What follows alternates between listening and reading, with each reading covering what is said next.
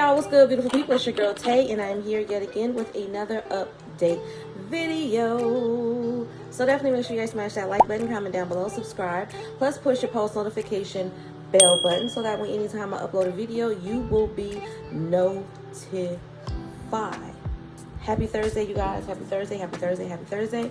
We're gonna jump right into this news though. So I will let you guys know right off the bat that as of today, which is Thursday, April the 7th, we have 34 states that have been approved currently for emergency SNAP maximum benefits for the month of April. Now, with that being said, a lot of you guys are still asking me if you're going to receive your benefits, especially if it falls after that deadline of April the 15th, when all of these benefits are supposed to end. And I can't give you an answer on that. As of right now, I'm going to say that most likely emergency SNAP benefits is going to end April the 15th unless they go ahead and extend the emergency, the public health emergency declaration or whatever on the federal level. All right. I haven't seen any information to suggest that that has actually already happened, but if you guys have seen that information, feel free to leave it down below, comment down below in the, comment section. I'm trying to remember if there's anything else that I'm missing. There's nothing else that I'm missing. That's all I can tell you guys about that right now. Is I don't know. The same thing goes with if you're supposed to get emergency SNAP benefits after the deadline. I don't know if you're still going to get them. I know in California, we still haven't been approved yet for April, but we were approved for last month, which is March, and we're supposed to be getting those benefits on the 16th. Which if that falls on a Saturday, then most likely we'll get it on that Sunday, which is the 17th, okay? But I can't tell you if that's still going to happen. I can assume, and I am assuming that that is still going to happen, mainly because of the fact that those benefits were already approved prior to the deadline. So I'm going to go on a limb and say yes. Sorry about that, you guys. But anyways, moving on, let's jump right into the news. I did find some other good news that I wanted to share with you guys. So let me just pull that up real quick. Okay, so the first thing that we have here, and I'm not sure if I've talked about this before on my channel, but we do have a lot of newbies on here, so just in case you missed it, call it a review. If not, then it's the first time for everybody. But I did see an article, says child tax credit checks worth $600 per year proposed for parents. Okay, one state has lawmakers with a new proposal that would give parents $600 per year in the form of a child tax credit. I'm sorry if you guys are hearing that noise again. That is my fan. Today is 98 degrees. I just want to let you guys know it's 98 degrees today. It's almost 100 degrees. Y'all know I ain't got no AC, and there's just no way I'm going to sit here and melt like the Wicked Witch of the West because we don't have no air circulating in here, okay?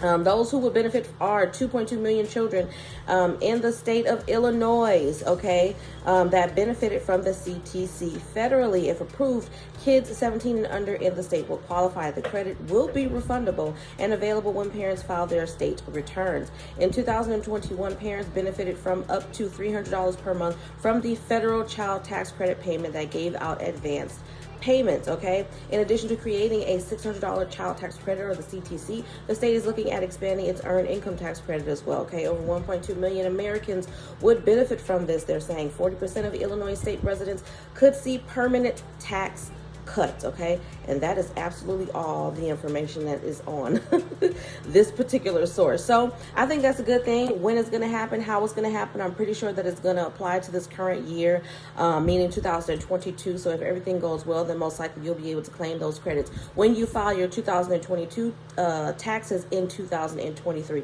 if that made any sense, okay? But still some good news, a little bit of light at the end of the tunnel. In a world full of darkness right now, because it is, I don't know if you guys can feel it, but there's definitely a shift going on in the world.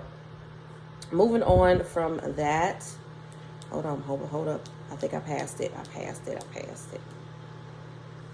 Okay, so in California, we actually have a proposal, another proposal. It says California Senator proposes checks for low-income homeless high school seniors. That is just so very sad. Why are you homeless and why are you in high school? If you guys are kicking your kids out, shame on you. Unless they've done something that's just that detrimental. And I can't even think of what that could be, why a 17-year-old would be homeless. I don't understand that. But anyways, in summary, it says the state senator wants to send no strings attached checks to homeless high school seniors in California, where basic income programs are becoming to feel a lot more like a movement.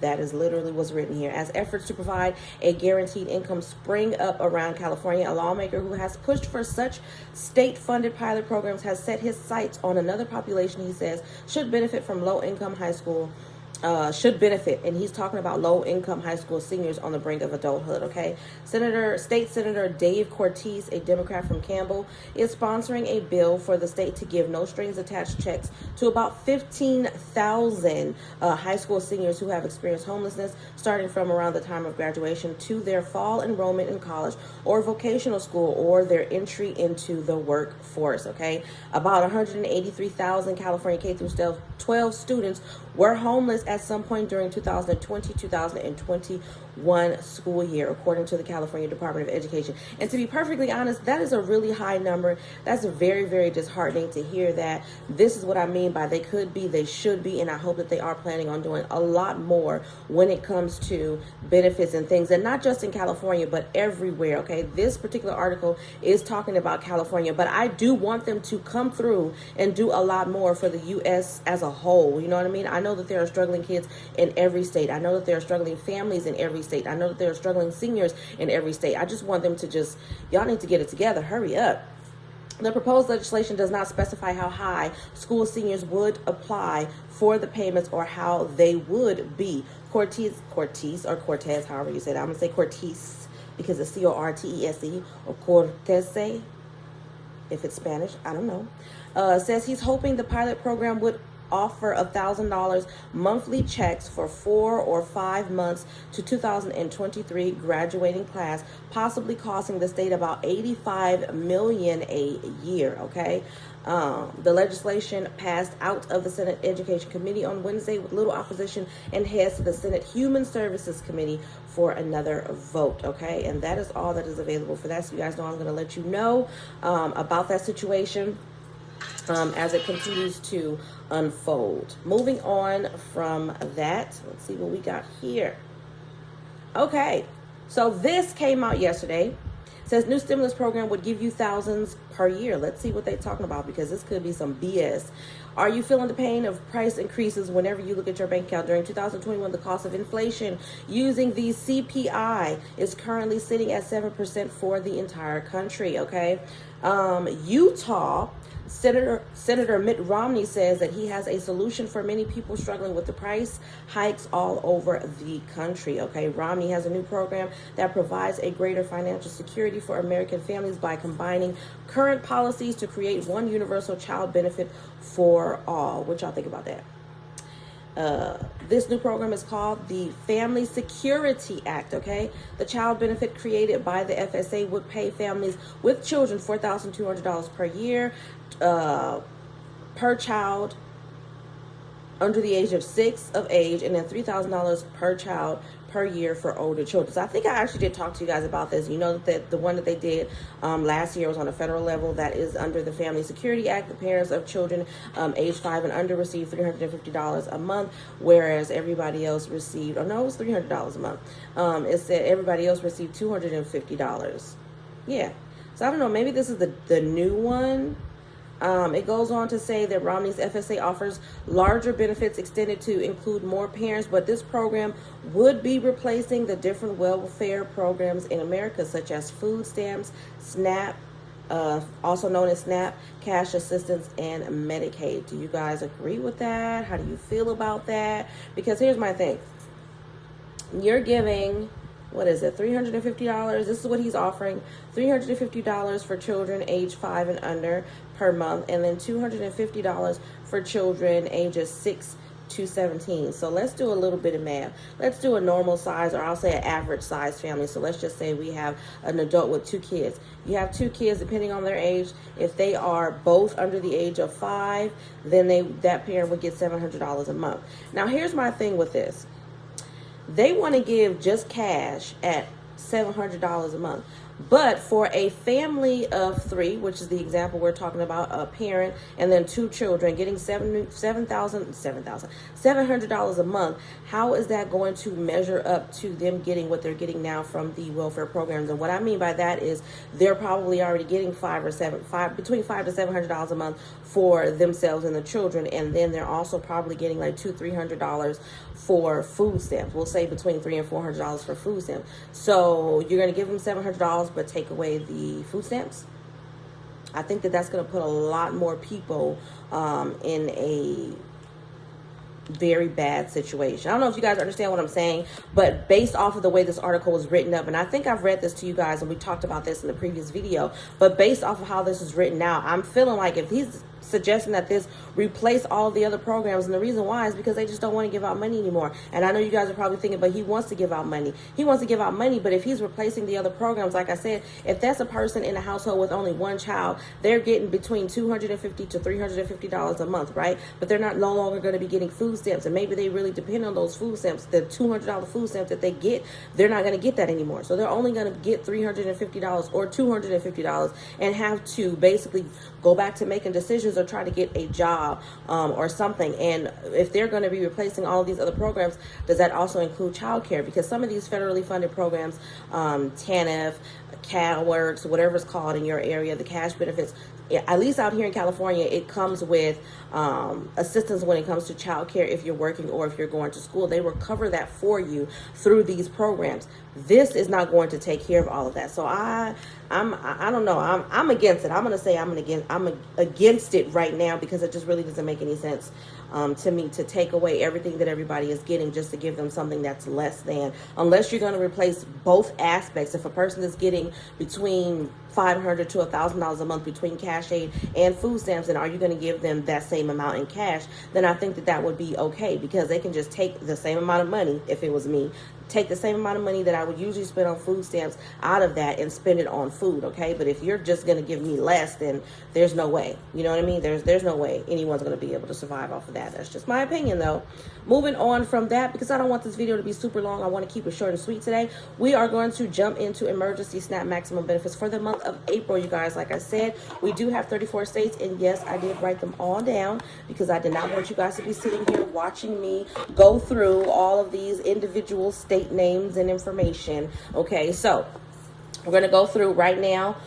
For the month of April 2022, starting off with Alabama, we have April the 30th. Then we have Arizona at April the 1st through the 5th if your last name begins with A through H, and then everybody else regular issuance. Then we have Colorado at April the 6th through the 11th. We have Delaware at April the 27th. Then we have DC regular issuance.